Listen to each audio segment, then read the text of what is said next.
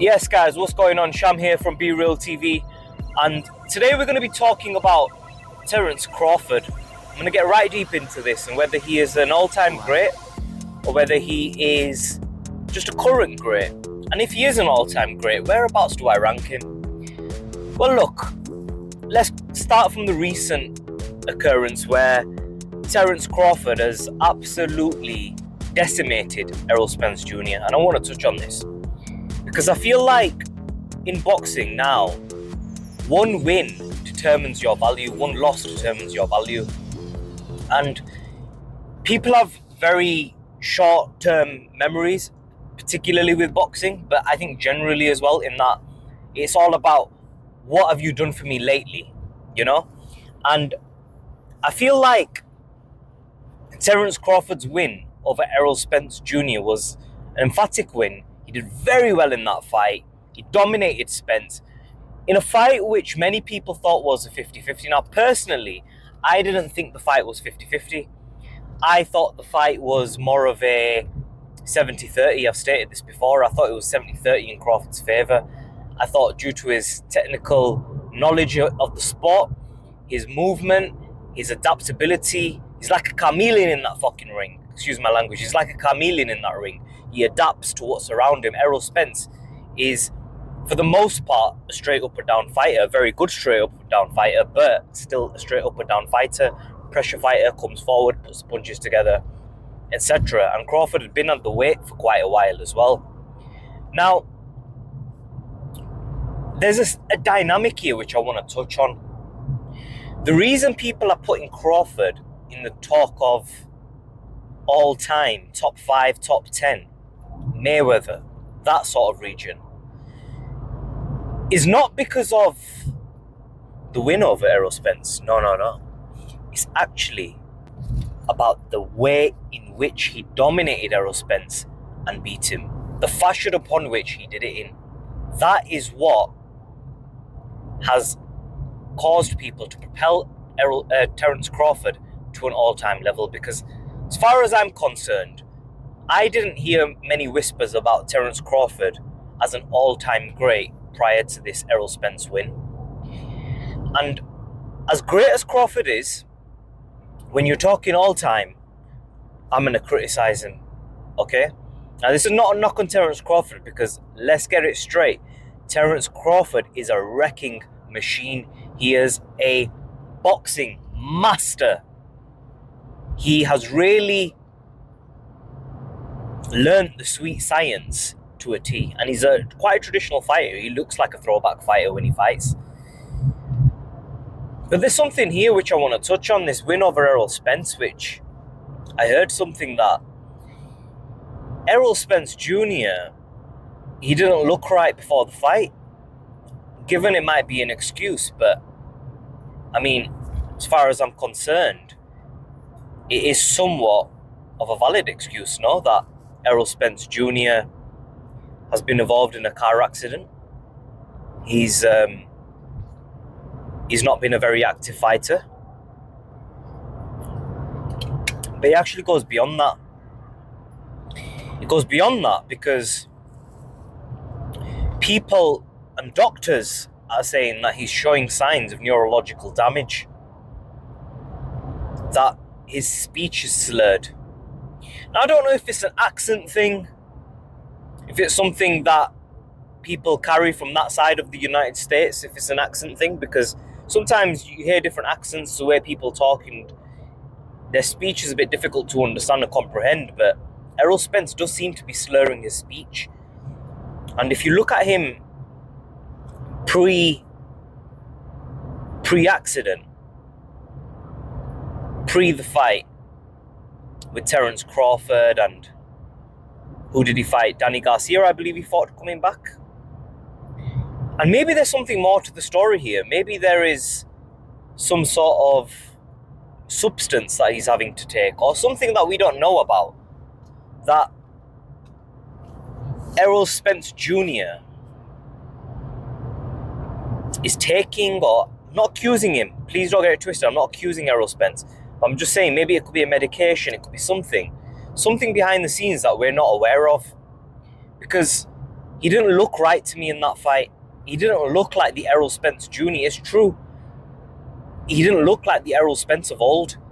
And for a fighter to be dominated in that fashion, I don't know, it does beg the question, but I don't want to take anything away from Terence Crawford because, let's be real, Terence Crawford has been dominating fighters from the lower weight classes all the way up.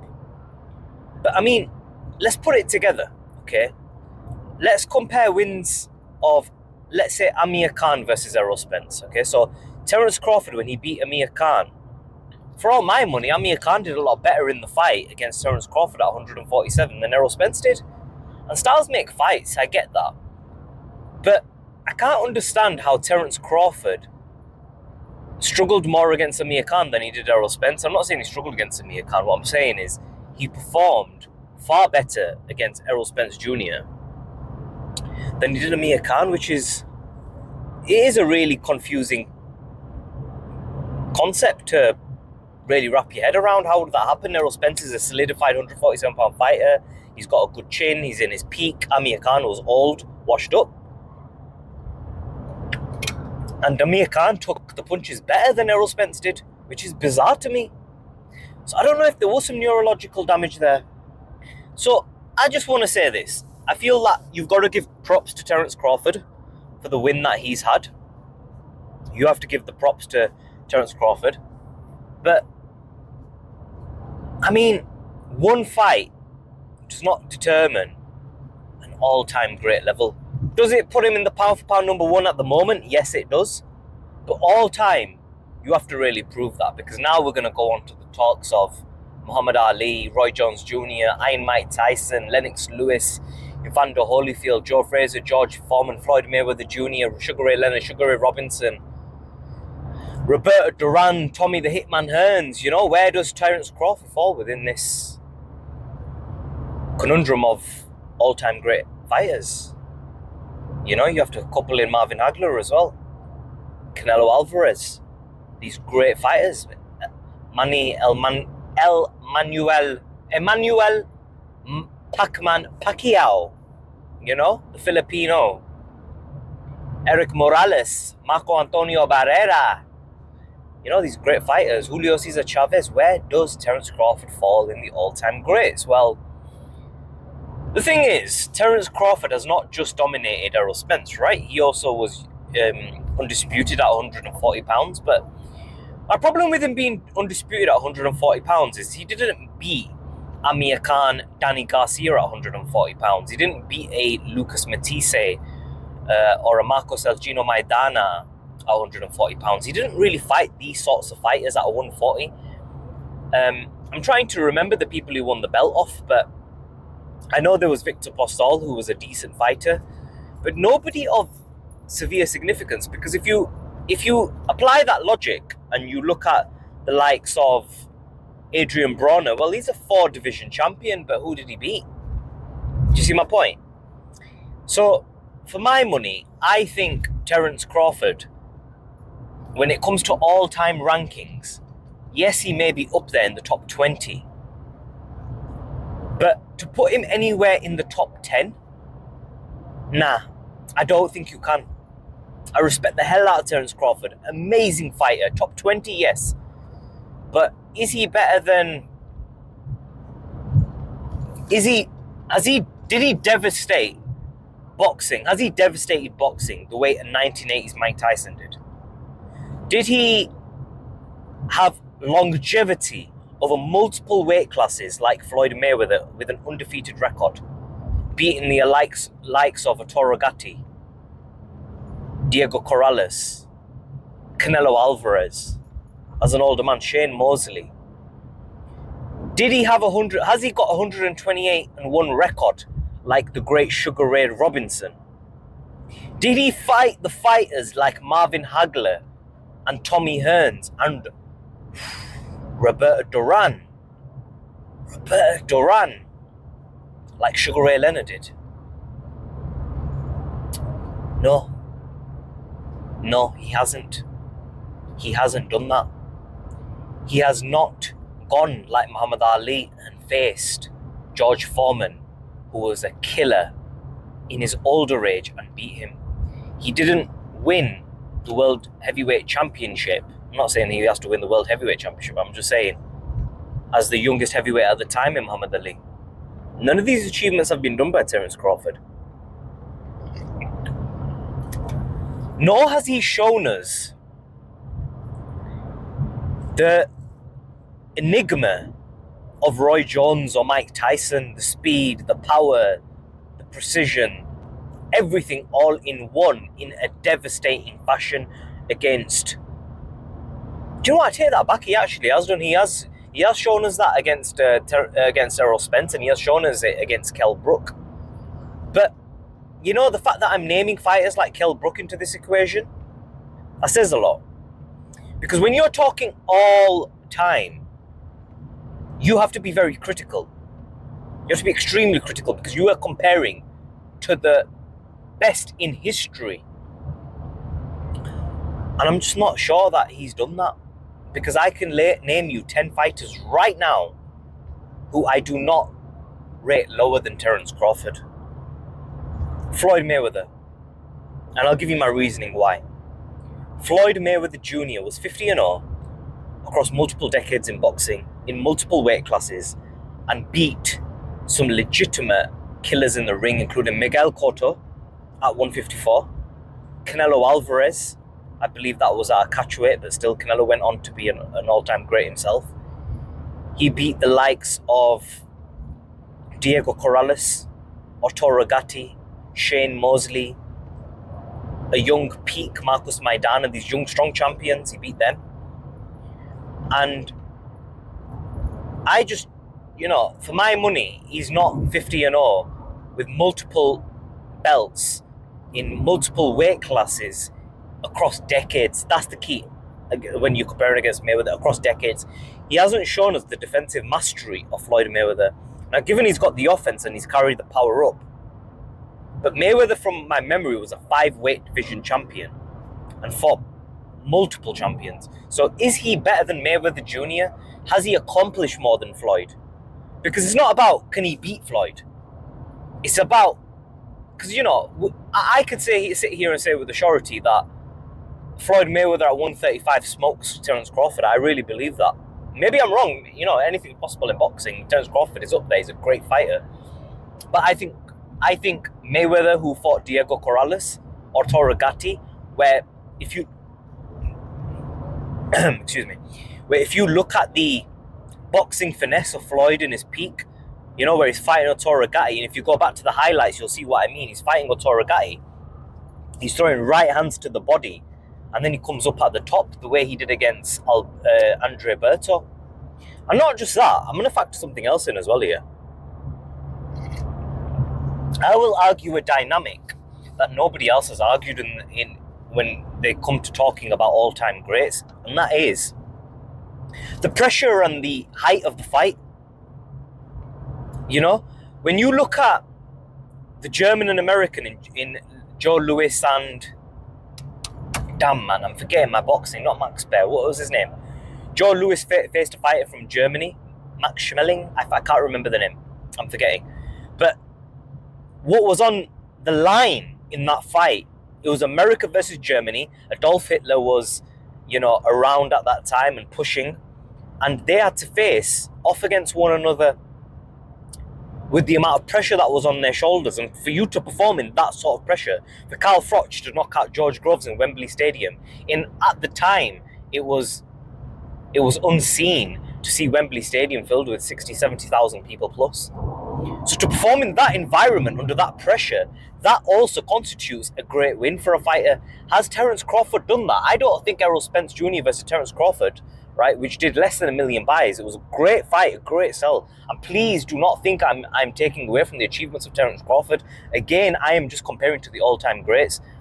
I don't think he's there. I don't think he did what Mayweather did against Manny Pacquiao. The height of that fight, the stress of the fight. Even Mayweather against Conor McGregor will have been a more high-stakes battle because of the pay-per-view numbers, the build-up, and the pressure of fighting a much bigger McGregor who was very aggressive. And all right, given he was an MMA fighter, he didn't really stand a chance But Floyd was very old at that time, and to be an old fighter and perform even against an MMA fighter, you've retired and you come back on that sort of level, that counts for something. Now, I'm not saying or arguing that Terence Crawford's win against Errol Spence is less than a win against McGregor. Of course not, right? Ridiculous. What I'm talking about is the stakes. And Mayweather did this on a regular occasion. He fought in the highest stakes battle against young Canelo Alvarez, against Manny Pacquiao, his foe, and he overcame him. Terence Crawford has done that once, arguably, against Errol Spence, and I would argue that Errol Spence was not that win that, where Errol Spence was in his peak. His post-accident, there are black blemishes on his name, with the accident. That's all I'm saying, and I'm not knocking from Crawford. I'm critically analysing all-time great. Please remember that. Currently, pound for pound number one. Modern day great. Top 20, I would put him. Top 10, this is what we're arguing. So Floyd, that's one. He's not as great as Floyd. He's not ruled over boxing in his older age and transformed, and he hasn't done it. The second person I'm going to name is Sugar Ray Robinson. Now, I don't think there's any comparison. Sugar Ray Robinson was 128-1. He fought in very high weight classes, started off in a very low weight class. He beat champion after champion after champion, and he basically invented boxing. And he faced fighters again and again and again, fought so regularly, fought great champions in a division, in an era in boxing where there was a larger talent pool. Now here's the other thing which I'm going to come on to. See, it's completely ludicrous to compare Terence Crawford's achievements to Claressa Shields. I'll give you all 10 seconds to think about why. Why can you not compare two undisputed champions who are undisputed in two different divisions? Why can't you compare it? Answer me. Well, how many women in the world box? How many men box in the world? If I get involved in a sport where it's a new sport and 20 people do it and I become the best in the sport, does that really make me that fantastic? If I go into a sport and dominate that sport where there's 20 million people participating in it, can you compare the two? Would you compare the two? Would you compare the two achievements? Tell me. No, you absolutely wouldn't. So why are people comparing Claressa Shields, who is a great fighter and she's achieved magnificently, but why are people comparing her to Terence Crawford? It's ridiculous. I know we all want quality for women and all, but the achievements are two separate things. Terence Crawford's win stands alone because he is in a talent pool in the peak 147-pound division where most people, and let me tell you why the 147-pound division has always been, the welterweight division has always been an intriguing division in boxing history. It's because most males in their peak weigh between 140 to 154, with 140 pounds being the peak weight. Historically, that's what it's been. It's the most active. If you look at Japanese samurai warriors, okay, if you look at them, the samurai warrior, with their swords and their kit and the honor that they lived by, if you look at the samurai, how much do they weigh? How much do your peak warriors who used to wield swords and Alexander the Great, and how much did these guys weigh? How big were they? Were they massive? Because I could tell you there were some Persian emperors who were really big, but they were not very good with the sword. The reason being is because warriors, historically warriors have weighed about that region. And I'll explain why. 147 to 154 pounds. You have enough power, you have enough speed and accuracy to be able to wield a sword and be a great fighter and a great warrior. If you're a heavyweight and you got Anthony Joshua into sword fighting and you gave him different weaponry, I cannot imagine Anthony Joshua would be the optimal fighter with a weapon. Do you see my point? Therefore, historically, throughout history, that weight class of 147 to 154 pounds is the sweet point of great fighters. So for Terence Crawford to do what he's done in 147 pounds,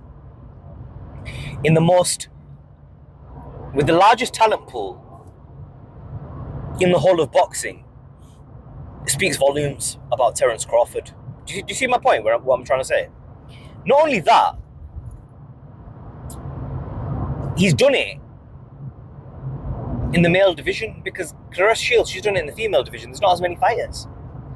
But I'm going somewhere with this because the video is all about Terence Crawford as an all-time great, isn't it? Well, do you know how many more people were boxing in the days of Sugar Ray Robinson and Sugar Ray Leonard than there are today? Far more. Do you know how much more fierce the talent pool was? Did you know that testosterone levels were far higher in the days of Sugar Ray Robinson? Do you know that men's handshakes have become weaker? Men's grip strength has become weaker over time. Do you know that testosterone levels have dropped on average overall? Did you know that? So how can you compare being the best today to being the best yesterday? With all the processed food that we have today, the lowering of testosterone levels, no longer do you have the fierce competition that you once had. It doesn't exist. You have sports science and all this bullshit. But the truth is this. I'm all for and I'm an advocate for whey protein. I understand nutrition very well. But when you got fighters back in the old days eating steaks and eating chicken, and don't even start this vegan bullshit with me because I will annihilate you, yeah? But what I'm saying is, when you had them eating non-processed natural foods without all these chemicals and hormones that you have pumped into meat today, and testosterone levels being higher, and your average man was stronger, how can you compare that to the era today? It does not compare.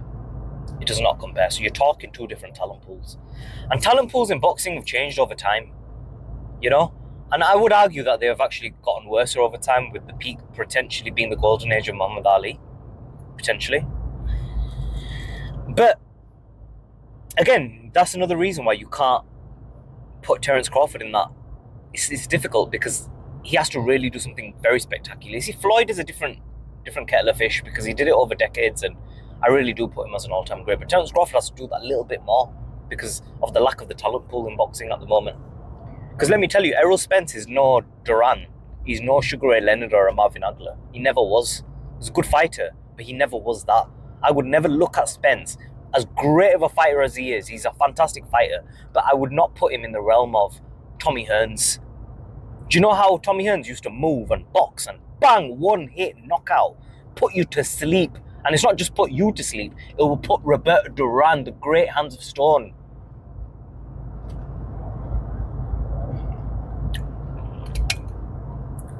to sleep. That's what Tommy Hearns used to do.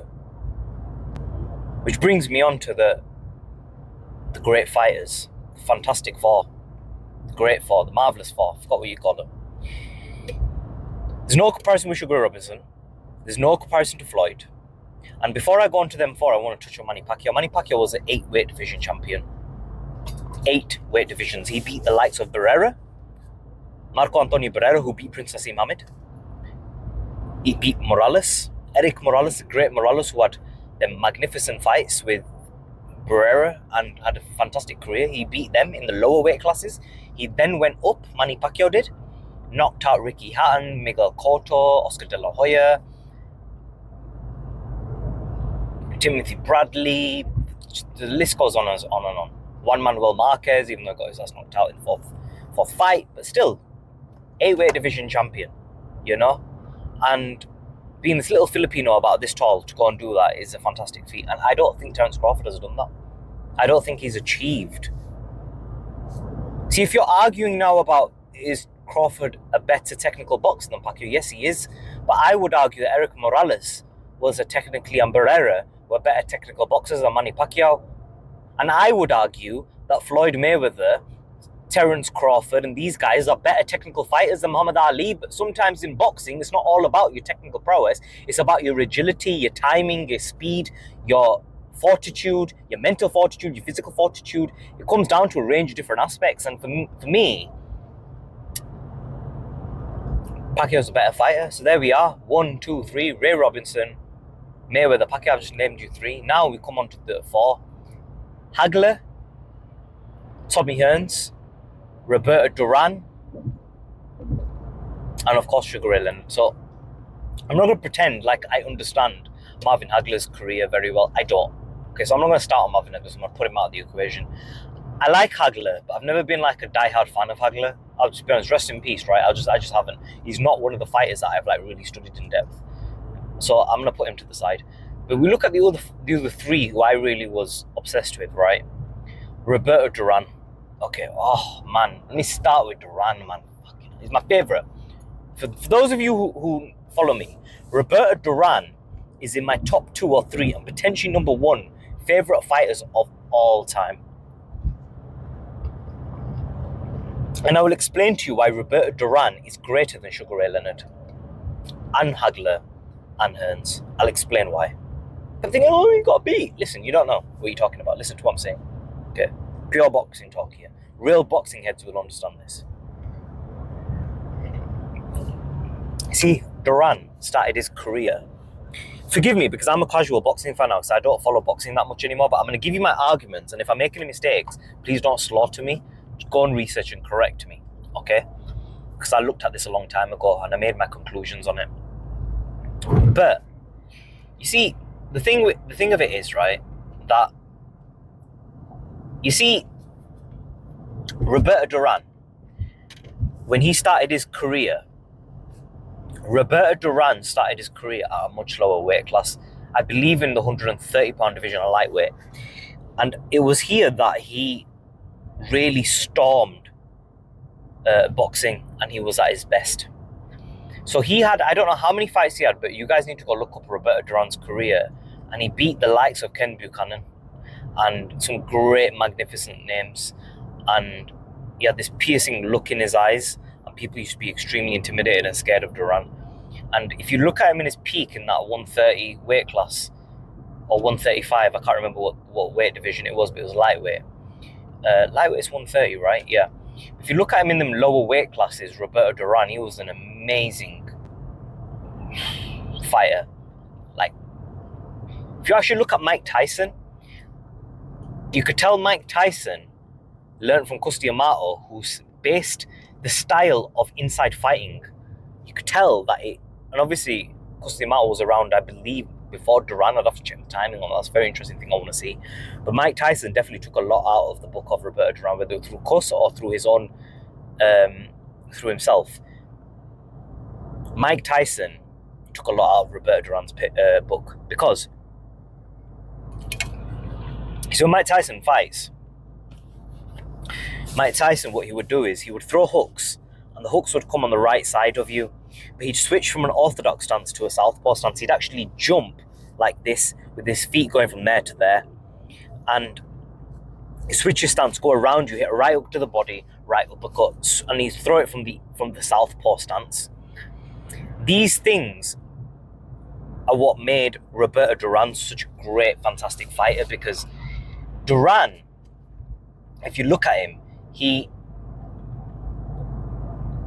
when he used to fight, he would fight in a street fighting, inside fighting manner. But what he would do is he would mix up these punches on the inside, and he would get around you. He would fight you and punch you at angles that you couldn't fight at. So he'd come around you and fight you. And this was truly the greatness of Duran. And in my estimation, I think Mike Tyson took a lot out of Duran's book. And Duran had this fantastic career, and then he went on and moved up weight divisions, and he fought Sugar Ray Leonard and beat him. Now, people are going to say, oh, Duran didn't fight the right fight. Well, that's his fault. Fact is, he went in the ring and he beat Ray Leonard. He beat Ray Leonard. He had a full career, which he could have retired there and then, and he would have been an all-time great. He would have been an all-time great. But he didn't just do that. He then went and faced Tommy Hearns and Marvin Hagler at weight classes he had no business fighting in. And he held his own. He held his own. And then he went and beat fighters in weight classes so high, light heavyweight, I believe it was. Is it Iran Barkley? Is that the boxer or is that a singer? I can't remember. But the big, tall, black brother. I can't remember what is. I think it was Iran Barkley. Great fighter. And Roberto Duran knocked him on his ass. That's why they call him Hands of Stone, which is bizarre for a fighter of such a small stature coming up from lightweight to do that. Can you imagine like someone like Manny Pacquiao going and fighting like at light heavyweight against Anthony Yarde and knocking him down? Could you ever picture something like that? It's absurd to think something like that could happen, but it happened. And his name was Roberto Duran, Hands of Stone. Meanwhile, Crawford doesn't want to face, and I'm not knocking Crawford again, Crawford does not want to face Canelo Alvarez, but I'm just saying, when you compare it to all-time level, all-time great, this is what you're opening, you know, I can scrutinize Crawford. So, Roberto Duran, is Roberto Duran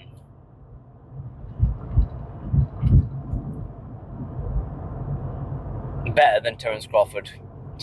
Come on, man. Please. Of course he is. Of course. His achievements, because it comes down to what did you achieve? What did you do in the sport? So, there's another one. Tommy the Hitman Hearns. Okay, so Tommy Hearns, I just spoke about the greatness of Duran. Well, Tommy Hearns, let me just tell you one thing he did. He knocked out Duran. Knocked him out viciously and cold. Roberto Duran, the legend from Panama.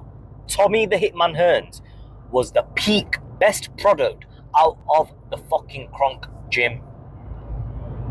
Emmanuel Stewart, fucking Tommy Hearns, the Hitman, and he would have slept Floyd. It's my opinion. He would have slept Floyd. Because Tommy Hearns, if you look at him in his peak, the height, the reach, the boxing prowess that he had, and then the ability to be able to throw the right hand with such viciousness and such power that it could put people's lights out, literally, and it did. And he had some very close fights with Sugar Ray Leonard. And like I said, I'm very rusty on my boxing at the moment. I've not been looking at it in a long time. Otherwise, I could really list you the ins and outs of it. But I think the fact that you can go toe-to-toe with Sugar Ray Leonard and have very close fights and controversial fights, and you know, because he was winning one of the fights, right? And he got knocked out in the 15th round or whatever. And if it was a 12-round fight, he would have won. Tommy Hearns knocked out Duran. Nah, man, I'm sorry, but no. And he's gone, and he went up multiple weight classes again, and he fought some big boys, some really big boys, and he did his thing to Tommy Hearns. And I'm sorry, but Terence Crawford, no, he has not done anything like that. For him to really prove himself, he would have to, for me, he'd have to go beat Canelo. If he beat Canelo, then we could start talking. But he needs to face Canelo now. But here's Terence Crawford saying that he doesn't want to face Canelo because he has no business fighting at 160. I don't understand. I don't get it. Terence Crawford is a fantastic fighter, but surely he should be trying to really aim for the stars and trying to shoot for the absolute pinnacle. That's what Crawford should be doing. So, Tommy Hearns, no, he's not better than that. Now, Sugar Ray Leonard, well, we can't really even compare, to be honest, Terence Crawford, Sugar Ray Leonard, because Sugar Ray Leonard, I could just list you this. Sugar Ray Leonard was the golden child. He went and whooped Roberto Duran in the rematch, made him quit, and he went and beat Tommy Hearns and Marvin Hagler. So there's no comparison, just on them wins alone. And Sugar Ray Leonard's career didn't have that sort of notable wins, like loads and loads of them. He didn't have like a massive record like some people like Ray Robinson and stuff, but he had a great record, and it was short but sweet sort of thing. You know, he's fought over a lengthy period of time, but no, again, no comparison. So now I've just named you Floyd Mayweather, Manny Pacquiao, Sugar Ray Leonard, Sugar Ray Robinson, Roberto Duran, Tommy Hearns, and I left Marvin Hagler out of it. So now we go on to the likes of Muhammad Ali in the heavyweight division. Oh, the heavyweight division, Muhammad Ali. Well, here's the thing. Muhammad Ali and George Foreman, let's compare these two to the likes of Terence Crawford. Well, Muhammad Ali, okay, in my estimation, Muhammad Ali is the best fighter to have ever lived. He's better than Sugar Ray Robinson. Ask me why. Well, the reason why is because Muhammad Ali, he beat the best fighters that have ever lived. I think he had the best record. He had the best wins out of any fighter in history. I have spoke to Lou DiBella and multiple people who are very notable in boxing world and argued my point, where they think that Ray Robinson is the best of all time, and I believe Muhammad Ali. And I've held my own in them conversations. They're like, you know what? Fair enough. That's fair, right? Like, you've got your opinions. Two great fighters. And Muhammad Ali, you know, for my money, was... I just don't think you could compare. I'm sorry, you can't. The beating of George Foreman, Joe Frazier, you know, facing the likes of Ernie Shavers, Ken Norton, Floyd Patterson. Did he face Jose Torres? You know, great fighters. You know, Ali, like Cassius Clay, Sonny Liston. Come on, please, no. And then we move on to the likes of George Foreman, knocking out Joe Frazier, coming back, you know, at his older age, fighting. I don't even think he beats... I don't even think Terence Crawford's in that same above George Foreman. You know, and now who have I just named? So now we're coming on to about 7-8 fighters I've just listed. And I could go on like this, but I think I've made my point. Roy Jones Jr., you know, I could even argue a young peak Mike Tyson in the 80s who devastated the heavyweight division and showed power, speed, and a chin like we've never seen before, and was decimating the fighters, every single fighter, for several years, put in front of him, and became undisputed in the heavyweight division. Becoming undisputed in the heavyweight division is a unique feat because it puts you as the best in the whole of boxing, meaning you can whoop anyone's ass. Now, I think I've made my point here that Terence Crawford is a great fighter. He falls within the top 20. But there are fighters that I have not named yet that could be put into this list, such as the great Willie Pep. Okay? You could argue Tyson Fury. Great, you know, like what Tyson Fury's done has been fantastic. You could argue the likes of Evander Holyfield, Lennox Lewis, Julio Cesar Chavez Jr., Joke Sr., Saul Canelo Alvarez. These are arguments to be made. And there's many fighters, and there's fighters that I'm forgetting. Okay, in the 70s, the 60s, 80s, and the 90s. So, you have to always remember, when you're looking at a fighter, and you're looking at his career thus far, i.e. today, just bear in mind that that's today, and that it's not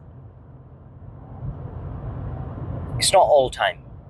Okay, like, he's done a great thing as Terence Crawford, and he's a fantastic fighter, but beating Errol Spence does not put you in that.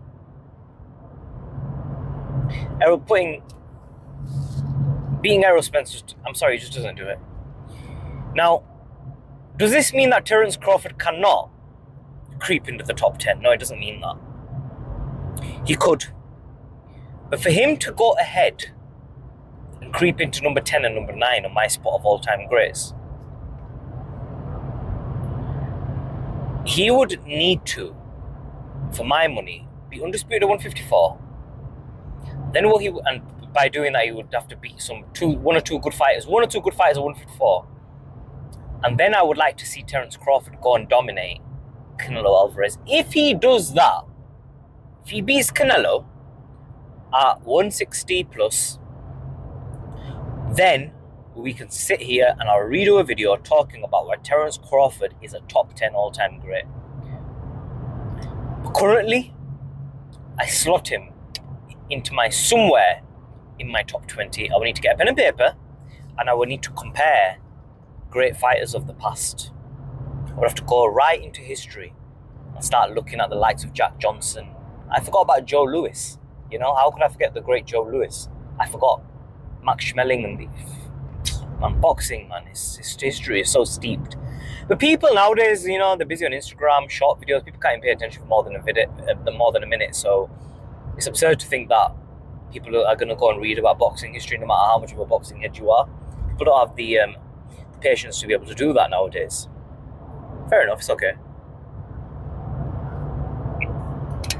So, I hope that this video was somewhat informative. I am aware I will have made many mistakes, but please forgive me. I am a casual boxing fan now. It's been a long time since I've really studied the sweet science. I was massively into my boxing once, and I'm doing my best to provide you guys with some knowledge on this. And just in my estimation, Terence Crawford is a great fighter, but he's top 20. He's not a top 10, and he's not in that conversation of Floyd Mayweather Jr. Doesn't mean he can't be, but as it stands, he isn't. Hope you guys enjoyed this video. Please make sure you subscribe to Be Real TV. Until the next time, guys. Oh yeah, and another thing before I go, please make sure you click the notification bell icon and set it to all. And I'll catch you all in the next video.